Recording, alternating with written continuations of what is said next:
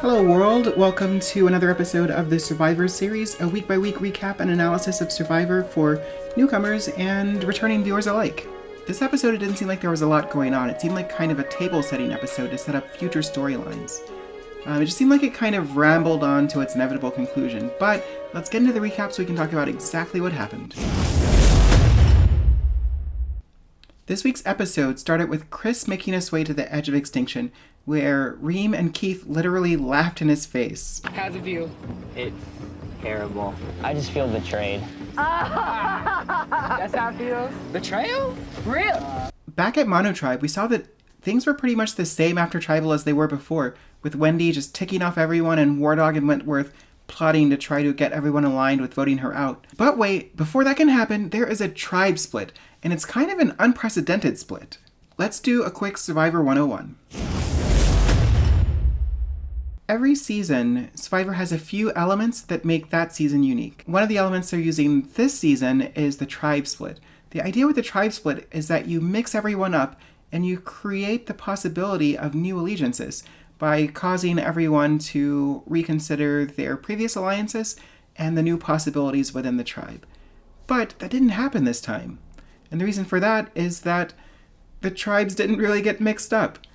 Kama Tribe remains Kama Tribe. The Mono Tribe is basically the Kama Tribe plus Wendy. Everyone else from Mana became Lesu Tribe. This is unprecedented, but it also sets up an interesting challenge at Tribal, where you're now going to have to question whether each and every single person that you get rid of is going to be somebody who would have been useful to you at the merge.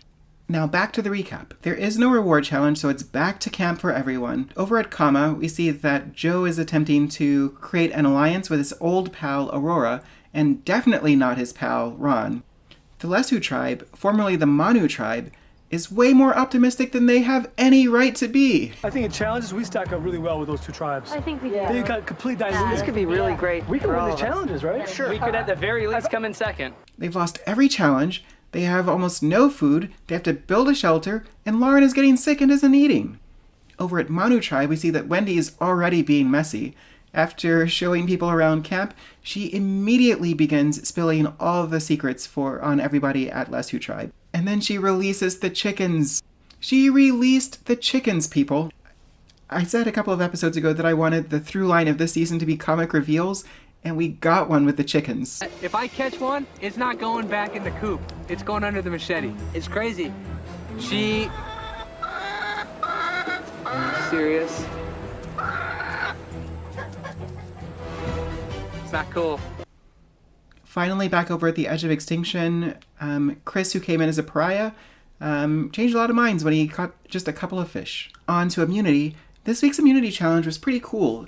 The rain changed the texture of the challenge, which required a lot of climbing over ramps. The rain basically turned the ramps into slides and made it almost impossible for people to get up. But then what we saw ingenuity. We saw people using the ropes that were meant to be used at a later point in the challenge to pull their teammates up. And then we saw people creating human ladders to get up these ramps. This is the kind of outside-of-the-box thinking that I love when I see on Survivor. The Lesu Tribe, which, as I mentioned, is basically the old Manu Tribe, continued its losing streak, with Wendy living to see another day because her tribe won. Back at Lesu, we see Lauren and Wentworth intent on getting Rick out. We see Rick and David intent on getting Lauren out. That put Wardog in the swing vote position. After being able to talk to each person individually, it's obvious that I'm in a classic swing vote spot, and I love it. Wardog, even though he could see that Lauren is a weak link, voted out Rick. So now Rick is on to Edge of Extinction. Alright, so time for questions and thoughts. I think the first thing is we still don't know what's going on with Edge of Extinction. At this point, we know that people have to hang out there, that it's going to be difficult for them to get food and shelter unless they scratch and claw for it. But we still don't know to what end.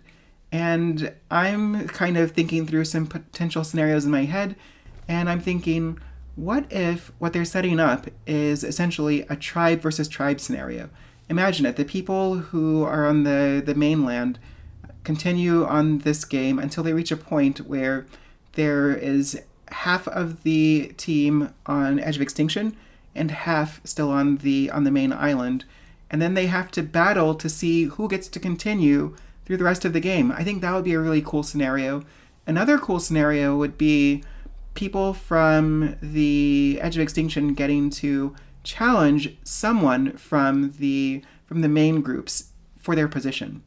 The most hilarious thing to happen out there is that Keith and Reem discovered the price of their integrity, and it was a piece of fish. For as hardcore as they were about showing Chris their true feelings once he arrived at camp, as soon as he cooked them a half of a fish, their attitude changed completely. Wendy's the luckiest player in this game. Is she just going to keep sliding through to the merge? Because I could easily imagine a scenario where the Lesu tribe just keeps losing, so her tribe never has to go to tribal, and she makes it to the merge.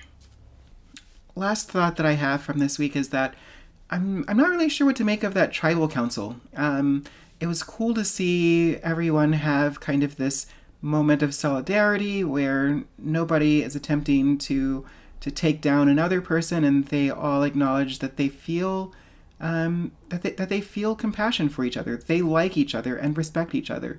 But at the same time, what that solidarity glossed over was the fact that we did have two distinct camps in this vote. We had David and Rick trying to get Lauren out, and we had Lauren and Wentworth trying to get Rick out. And of course, War Dog voted for Lauren, which means that when they go back to camp, is David just completely out because it's a 3-1 alliance, or is War Dog going to kind of even things out? Hard to tell. Not a lot going on in idol chatter this week. Manu Tribe has Aubrey's idol. The Lesu Tribe has Lauren's idol, and there were no new idols found. This does raise the question of whether there are more idols out there now. For one thing, Lesu didn't exist before this week, so is there an idol at Lesu that's waiting to be found? If so, David, please go look for that idol. Similarly, over at Kama Tribe, we know that there's no idol within the tribe, which means that there might be an idol out there to be found.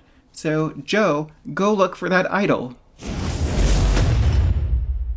My PO3DP this week is Ron, who is probably becoming one of my least favorite players very quickly.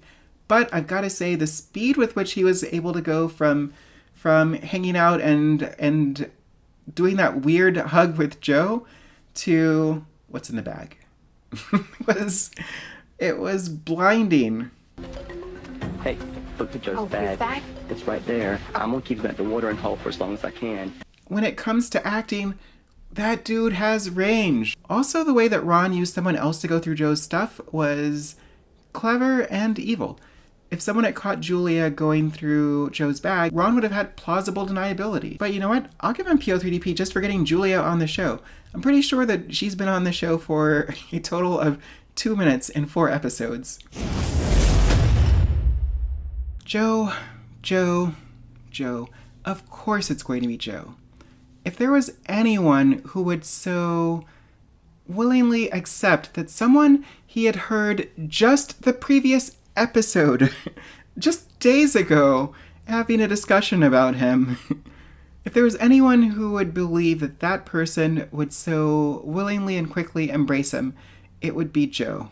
I mean, it almost doesn't matter given Joe's ability to power his team through challenges and win immunity, but it's not going to help him win the game. Joe, you are not going to win this game.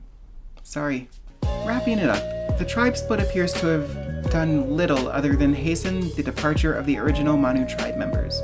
We didn't see much being discussed in terms of new alliances or new strategies, and that's something that the tribe split would traditionally have taken care of.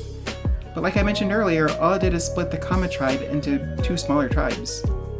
Looking ahead for next week, what are we looking for? You know what? For the first time this season, I can say I don't really know.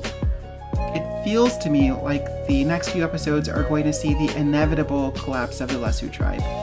And that will lead us into our tribe merge.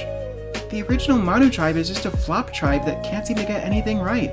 Maybe the thing to watch for next week is to see whether Joe or Aubrey is able to put together any kind of real alliance, or whether they'll just end up having to continue to win through in order to stay in the game.